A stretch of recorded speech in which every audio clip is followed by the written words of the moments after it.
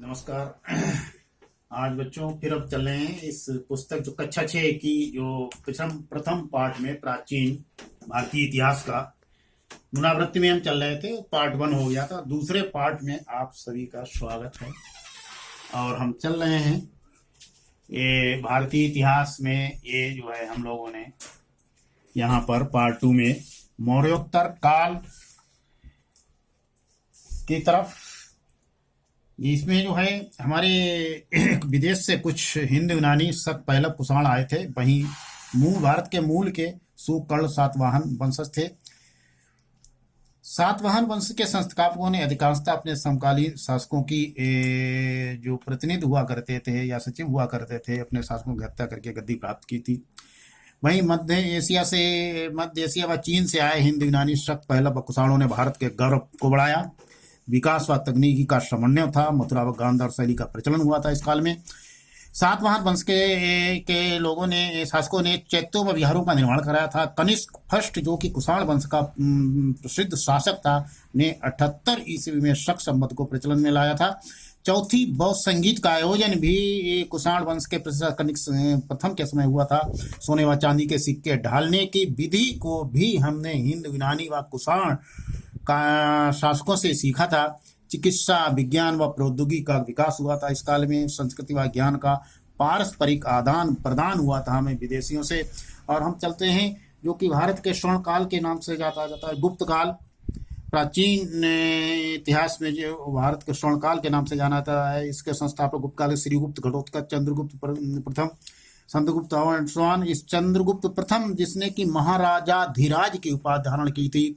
वहीं इसके बाद समुद्रगुप्त, जो कि भारत के नेपोलियन के नाम से जाना जाता है। समुद्रगुप्त जो कि महासम्राट, जिसने आर्यावर्त के 9 क्षेत्रों व दक्षिणापंथ के 12 राज्यों को जीतने के बाद मुक्त कर दिया था।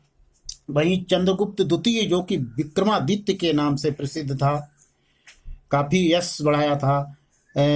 गुप्त कालीन शासकों ने परम भागवत की उपाधि धारण की थी। संगीत, कला, साहित्य, विज्ञान का विकास इस काल में हुआ था।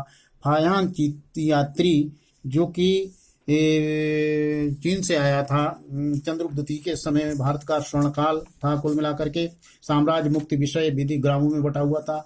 स्थापत्य, मूर्ति व चित्रकला के से संबंधित मंदिर इस युग की महान देन थे।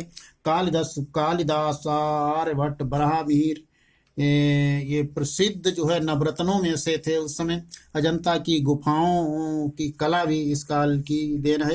हुणों के आक्रमण पर जो है विजय स्कंदगुप्त ने प्राप्त की थी। और प्रयाग प्रशस्ति, जिसकी रचना हरिसेन ने की है, ने समुद्रगुप्त की विविध विजयों का वर्णन किया गया है। और इसके अतिरिक्त चंद्रगुप्त विक्रमादित्य के समय के माना जाता है कि उसमें चंद्र नामक राजा का वर्णन है, जिसने कि कुतुब मीनार के पास, जो मोहरोली दिल्ली में है, लौ स्तंभ का निर्माण करा है। 1600-1700 वर्ष होने के बावजूद भी आज उस इतनी शुद्धता के कारण आज भी उस स्तंभ पर जंग नहीं आई। अब हम बढ़ते हैं पूष वंश या वर्धन वंश की ओर। की स्थापना प्रभाकर वर्धन ने की थी, जिनके 2 पुत्र व 1 पुत्रियां थी, राजवर्धन, हर्षवर्धन व पुत्री राजश्री। हर्ष, जिसमें प्रसिद्ध सम्राट हर्ष प्रजापालक, उदार व दानी शासक था। बहन का नाम राजश्री व माँ का नाम यशोमती था। नालंदा शिक्षा का प्रधान केंद्र बना हुआ था। इसमें बाणभट्ट, जो कि हर्ष का दरबारी कवि था, ने हर्षचरित व कादम्बरी नामक पुस्तकों की रचना की। हर्ष इतना वत्सलक शासक था कि वो प्रति 5 वर्ष बाद प्रयाग में जाकर महाकुंभ का आयोजन करता था और वहां अपना सर्वस्व दान दे करके मात्र कुछ वस्त्र प्रिय बहन राजश्री से लेकर के बाद पुनः कन्नौज में लौटा करके शासन करता था। ह्वेनसांग ने हर्ष की भूरि प्रशंसा की थी, जो चीन से आया था। ह्वेनसांग नालंदा विश्वविद्यालय पढ़ने एवं बौद्ध ग्रंथ संग्रह करने के उद्देश्य से आया था। हर्ष का बौद्ध धर्म से अंत में लगाव हो गया था। इसके बाद बढ़ते हैं हम राजपूत काल, 7वीं से 11वीं 7वीं तक। उत्तर भारत में तत्कालीन प्रतिहार, गहड़वाल, चौहान, चंदेल, परमार, पाल वंश के शासक शासन करते थे। इस समय तराइन 1191 ईस्वी और 1192 ईस्वी में, और चंद्रावर युद्ध 1194 ईस्वी में विदेशियों से लड़ा गया था। राजपूतों में राष्ट्रीय एकता का अभाव, फलस्वरूप विदेशी शक्तियों का आक्रमण हुआ था। इस काल में आन शान के लिए प्रसिद्ध थे राजपूत शासक। चंद्रदाई, जो कि पृथ्वीराज चौहान का राज कवि था, ने पृथ्वीराजो लिख करके पृथ्वीराज चौहान के गुणों का वर्णन किया है। सूर्य मंदिर जो कि कोणार्क उड़ीसा में है, गंग वंश के राजाओं ने निर्माण कराया था। लिंगराज, कंदरिया महादेव मंदिर आदि मंदिर धन धाम से परिपूर्ण थे। लेकिन कुप्रथाएं भी इस समय कुछ चल रही थी। बाल विवाह, सती प्रथा का प्रचलन हो चुका था। वर्ण व्यवस्था कठोरता ले रही थी। तो लेकिन उसी समय विक्रम विश्वविद्यालय की स्थापना पाल वंश के शासक धर्मपाल ने करवाई थी। नालंदा, विक्रमशिला, उज्जैन, काशी, कन्नौज आदि शिक्षा के प्रमुख केंद्र थे। इसके बाद हम चले दक्षिण भारत में, जिसमें कि राष्ट्रकूट, चालुक्य, पल्लव व चोल वंश शासित करते थे। कला, साहित्य व मंदिर निर्माण के लिए प्रसिद्ध था। मठों की स्थापना शंकराचार्य ने कराई थी। कैलाश मंदिर, विरूपाक्ष मंदिर, महाबलीपुरम मंदिर में, जैसे कि इसमें देख रहे हैं हम, ये विरूपाक्ष मंदिर है, महाबलीपुरम का मंदिर है, बृहदेश्वर मंदिर है। और वहीं पर जो है दक्षिण पूर्व में कंबोडिया में अंकोर वाट का मंदिर भी आज भी प्रसिद्ध है। वही इंडोनेशिया में बोरोबदूर का बौद्ध मंदिर बौद्ध धर्म के लिए आज भी प्रसिद्ध है। कुल मिलाकर के दक्षिण पूर्व से हमारे विदेशी संबंध अच्छे थे। लेकिन इस काल में उस समय राजेंद्र चोल ने जलसेना का भी आयोजन किया था, जिसने दक्षिण पूर्वी देशों में जाकर के भारत की विजय पताका फहराई थी। और इसके पश्चात बच्चों हम प्रवेश करते हैं मध्यकालीन भारत इतिहास की ओर। उस समय पाकिस्तान हमसे पृथक नहीं हुआ था। ये हमारी सीमा थी। ये पश्चिमोत्तर सीमा पर जो है ये हमेशा से हमें जो है परेशान किया और आज भी मित्रों कर रही है बच्चों। और इसी क्रम में जो है हम चल रहे हैं आगे, प्रवेश कराएंगे, मध्यकालीन इतिहास पढ़ाएंगे। प्राचीन भारत जो कि मौर्यकालीन शासकों की सुदृढ़ नींव व गुप्तकालीन शासकों प्रबल प्रशासनिक, सामाजिक, व्यापारिक व उच्च आदर्शों को सजाए हुए विविध कला, साहित्य व विज्ञान के द्वार खोले, फलस्वरूप भारत विश्व विजेता बना।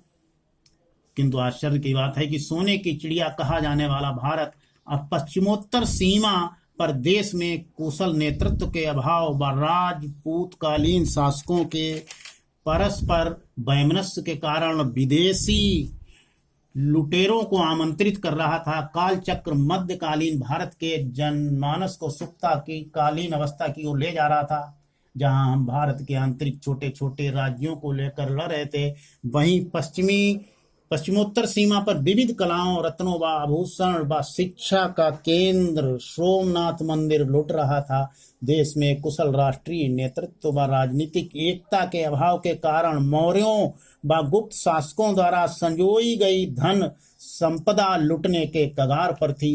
पृथ्वीराज व जयचंद की वैमनस्यता, आपसी मतभेद व राजपूत शासकों की दुर्बलता व त्रिकोणीय संघर्ष के कारण इतिहास की लेखनी भारत में अंधकार युग व पराजय का इतिहास लेखने को मजबूर हो रही थी। देश में पर्दा प्रथा, सती प्रथा व बाल विवाह कुप्रथाएं अपने कदम पसार रही थीं।